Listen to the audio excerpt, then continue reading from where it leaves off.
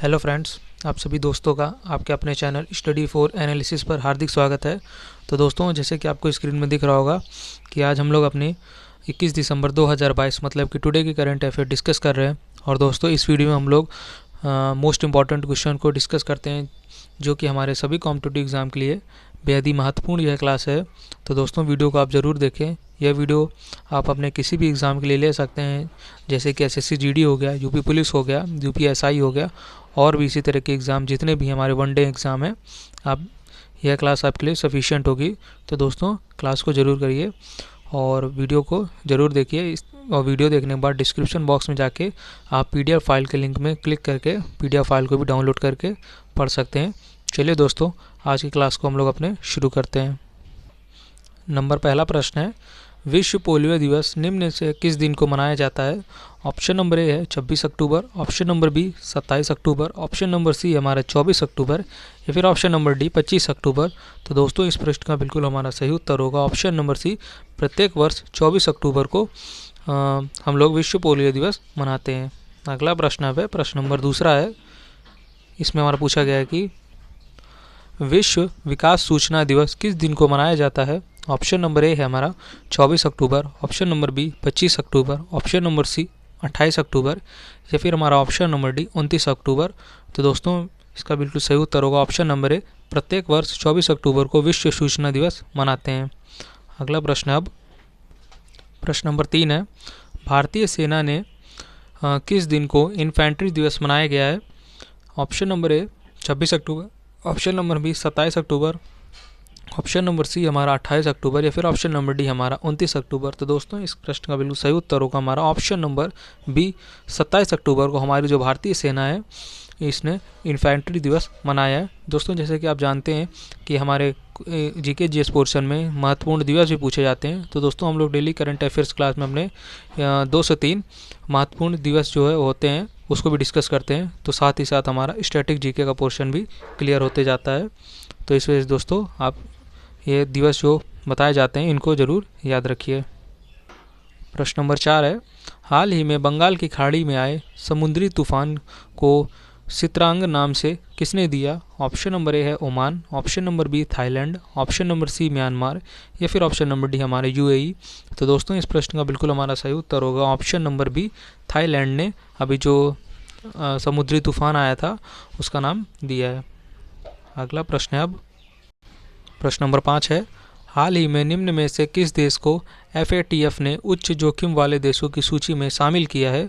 Option number A है Pakistan, option number B है Sri Lanka, option number C है बांग्लादेश या फिर हमारा ऑप्शन नंबर डी है म्यांमार। तो दोस्तों, इस प्रश्न का बिल्कुल हमारा सही उत्तर होगा ऑप्शन नंबर डी। म्यांमार को उच्च जोखिम देश में शामिल किया है एफएटीएफ ने।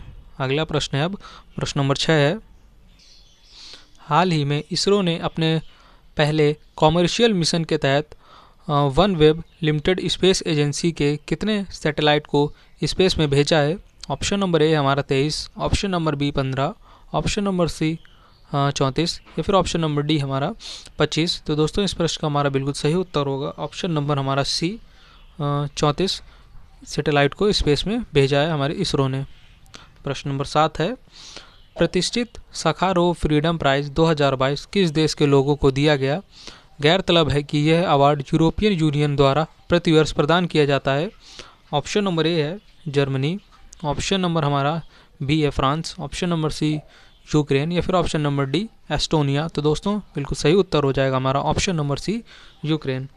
अगला प्रश्न है अब प्रश्न नंबर 8 है, निम्न में से किस राज्य के राज्यपाल ने एससी 15% से 17% और एसटी 3% से 7% के लिए आरक्षण बढ़ाने वाले अध्यादेश को हाल ही में मंजूरी दी है? Option number A Tamil Nadu, option number B हमारा Andhra Pradesh, option number C Telangana या फिर ऑप्शन नंबर डी कर्नाटक।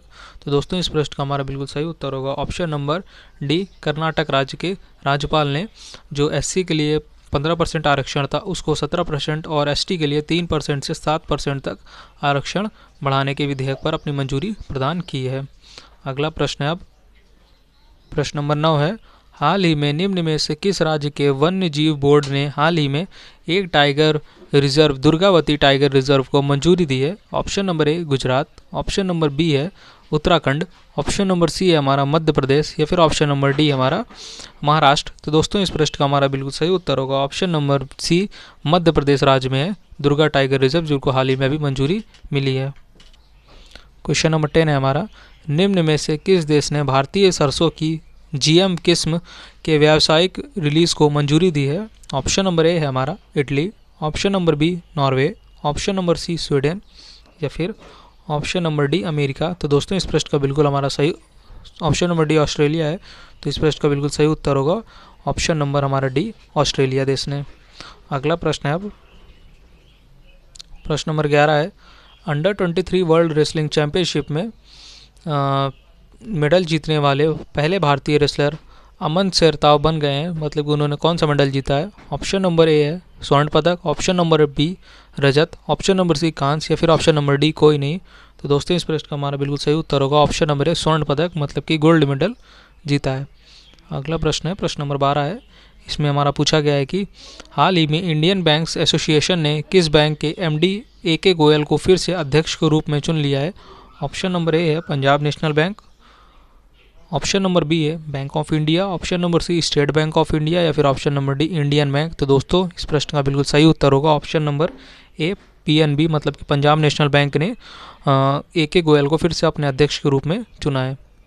प्रश्न नंबर 13 है, काहिरा में ISSF विश्व चैंपियनशिप भारत ने महिलाओं की 25 मीटर पिस्टल टीम स्पर्धा में कौन सा पदक जीता है? ऑप्शन नंबर ए स्वर्ण पदक, ऑप्शन नंबर बी रजत पदक, ऑप्शन नंबर सी कांस्य पदक, या फिर ऑप्शन नंबर डी कोई नहीं। तो दोस्तों इस प्रश्न का बिल्कुल सही उत्तर होगा ऑप्शन नंबर बी रजत पदक जीता है 25 मीटर पिस्टल टीम स्पर्धा में महिलाओं ने।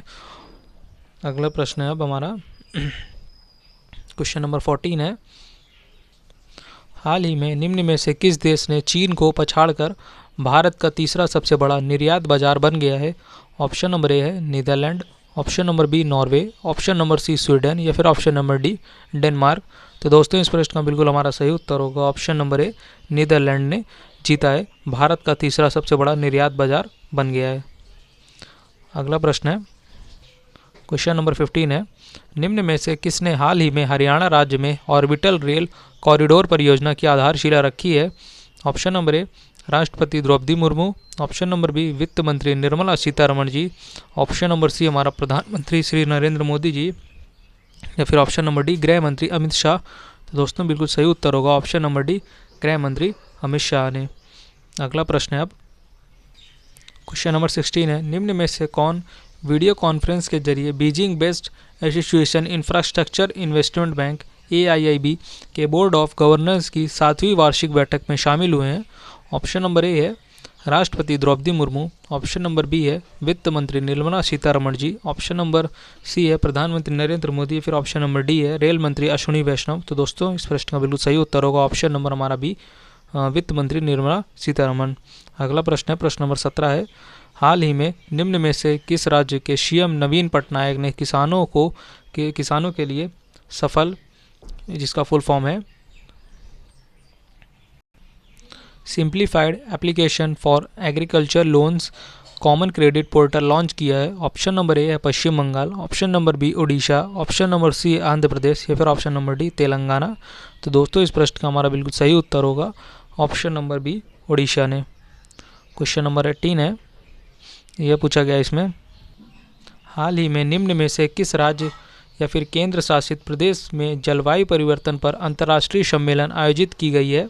Option number A Punjab, option number B Chandigarh, option number C Himachal Pradesh, या फिर option number D Jammu Kashmir. तो दोस्तों इस प्रश्न का बिल्कुल हमारा सही उत्तर होगा option number D Himachal Pradesh. अगला प्रश्न है प्रश्न नंबर 19 है, इसमें यह पूछा गया है कि निम्न में से किस देश ने एलिजाबेथ जोन्स को भारत के नई दिल्ली स्थित अपने दूतावास में चार्ज डी अफेयर के रूप में नियुक्त किया है?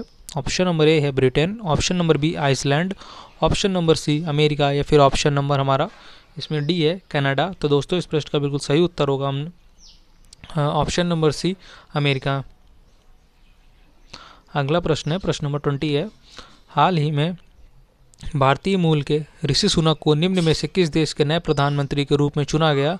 ऑप्शन नंबर ए ऑस्ट्रेलिया, मतलब Austria, option number B Britain, option number C Switzerland या फिर ऑप्शन नंबर डी इटली। तो दोस्तों इस प्रश्न का बिल्कुल सही उत्तर होगा ऑप्शन नंबर बी, ब्रिटेन के प्रधानमंत्री के रूप में चुना गया है हमारे ऋषि सुनक जी को, जो कि भारतीय मूल के ही है। क्वेश्चन नंबर 21 है, चक्रवात सितरंग के टकराने से भारत के निम्न में से किस पड़ोसी देश में 13 लोगों की मौत हो गई है? Option number A Bhutan, option number B Myanmar, option number C Nepal या फिर ऑप्शन नंबर डी हमारा बांग्लादेश। तो दोस्तों इस प्रश्न का बिल्कुल सही उत्तर होगा ऑप्शन नंबर डी, बांग्लादेश में जो यह चक्रवात आया था जिसका नाम है हमारा चक्रवात सितरंग के टकराने से पड़ोसी देश में 13 लोगों की मौत हो गई है, मतलब बांग्लादेश में। अगला प्रश्न है प्रश्न नंबर 22 है, हाल ही में निम्न में से किस देश ने प्लेन लैंग्वेज एक्ट पारित किया है? Option number A Britain, option number B Italy, option number C Austria या फिर ऑप्शन नंबर डी न्यूजीलैंड। तो दोस्तों इस प्रश्न का हमारा बिल्कुल सही उत्तर होगा ऑप्शन नंबर डी, न्यूजीलैंड ने प्लेन एक्ट लैंग्वेज पारित किया है एक्ट। प्रश्न नंबर हमारा अब 23 है, निम्न में से किस राज्य के मुख्यमंत्री ने महावीर लचित बरफुकान की 400वीं जयंती मनाने के लिए एक मोबाइल ऐप लॉन्च किया है? Option number A Manipur, option number B Assam, option number C Assam Arunachal Pradesh, option number D Meghalaya. तो दोस्तों इस प्रश्न का हमारा बिल्कुल सही उत्तर होगा ऑप्शन नंबर बी, असम राज्य।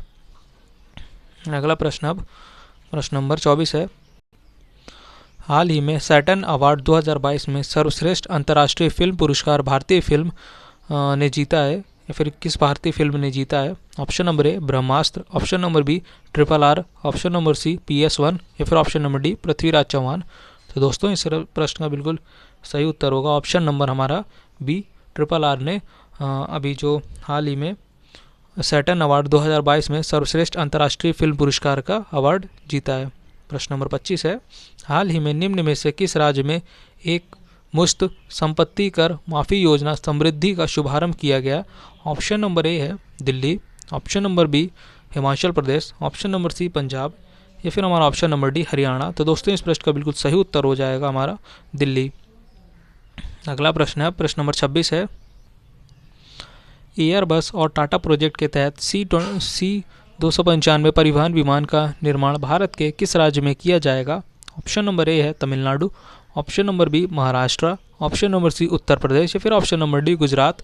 तो दोस्तों इस प्रश्न का हमारा बिल्कुल सही उत्तर होगा ऑप्शन नंबर डी, गुजरात राज्य में किया जाएगा। अगला प्रश्न है प्रश्न नंबर 27 है, इसमें पूछा गया कि भारत के निम्न में से किस हवाई अड्डे को दुनिया का 10वां सबसे व्यस्त हवाई अड्डा घोषित किया गया? Option number A Mumbai, option number B Chennai, option number C हमारा लखनऊ या फिर ऑप्शन नंबर डी दिल्ली। तो दोस्तों जैसे कि आप जानते हैं ऑप्शन नंबर डी दिल्ली इस प्रश्न का बिल्कुल सही उत्तर होगा। हमारे दिल्ली में इंदिरा गांधी इंटरनेशनल एयरपोर्ट है जिसको हाल ही में 10वां सबसे व्यस्त अंतर्राष्ट्रीय हवाई अड्डा घोषित किया गया है। अगला प्रश्न है प्रश्न नंबर 28 है, हाल ही में संयुक्त राष्ट्र दिवस किस दिन को मनाया गया है? Option number A 26 October, option number B 27 October, option number हमारा सी हो जाएगा 24 अक्टूबर या फिर ऑप्शन नंबर डी 25 अक्टूबर। तो दोस्तों इस प्रश्न का हमारा बिल्कुल सही उत्तर होगा प्रत्येक वर्ष ऑप्शन नंबर सी 24 अक्टूबर को हम लोग संयुक्त राष्ट्र दिवस के रूप में मनाते हैं। अगला प्रश्न है प्रश्न नंबर 29 है, निम्न में से किस जगह स्थित 2 भारतीय समुद्र तटों को हाल ही में ब्लू फ्लैग सर्टिफिकेट मिला है? तो ऑप्शन इसके हम देख लेते हैं। ऑप्शन नंबर ए है Andaman Nicobar, option number B Tamil Nadu, option number C है लक्षद्वीप या फिर ऑप्शन नंबर डी गुजरात। तो दोस्तों इस प्रश्न का हमारा बिल्कुल सही उत्तर होगा ऑप्शन नंबर सी लक्षद्वीप। अगला प्रश्न है अब प्रश्न नंबर 30 है, निम्न और आज की वीडियो का यह हमारा अंतिम प्रश्न है क्वेश्चन नंबर 30, निम्न में से किस देश ने मनोरंजन प्रयोजनों के लिए भांग के उपयोग को वैध करने का हाल ही में निर्णय लिया है? ऑप्शन नंबर ए है Britain, option number B Germany, option number C Italy या फिर ऑप्शन नंबर डी हंगरी। तो दोस्तों इस प्रश्न का हमारा बिल्कुल सही उत्तर होगा ऑप्शन नंबर बी, जर्मनी देश ने अभी हाल में अपने जो मनोरंजन प्रयोजनों के लिए भांग के उपयोग को वैध करने का हाल ही में निर्णय लिया है। तो दोस्तों ये थे आज के हमारे टॉप 30 क्वेश्चंस जो कि हमारे एग्ज़ाम के लिए बेहद ही महत्वपूर्ण क्वेश्चंस जो अभी डेली सुबह की क्लास में आपको कराए जाते हैं। तो दोस्तों वीडियो को ज़रूर देखिए और वीडियो देखने के बाद आप डिस्क्रिप्शन बॉक्स में जाके PDF फाइल के लिंक में क्लिक करके PDF फाइल को भी डाउनलोड करके पढ़ सकते हैं। दोस्तों यह क्लास आपके लिए सभी एग्ज़ामों के लिए बेहद ही महत्वपूर्ण है। तो क्लास बिल्कुल ना छोड़िए और क्लास को पूरा वॉच करिए बिना स्किप किए। चलिए दोस्तों, अपना स्कोर ज़रूर बताइएगा कि आप 30 क्वेश्चंस में आपने कितने सही किए। चलिए दोस्तों, आज की क्लास में इतना ही। अगर आपको क्लास अच्छी लगी हो तो क्लास को लाइक, शेयर और अपने चैनल स्टडी फॉर एनालिसिस को सब्सक्राइब जरूर करिए। आप सभी दोस्तों का thank you for watching video.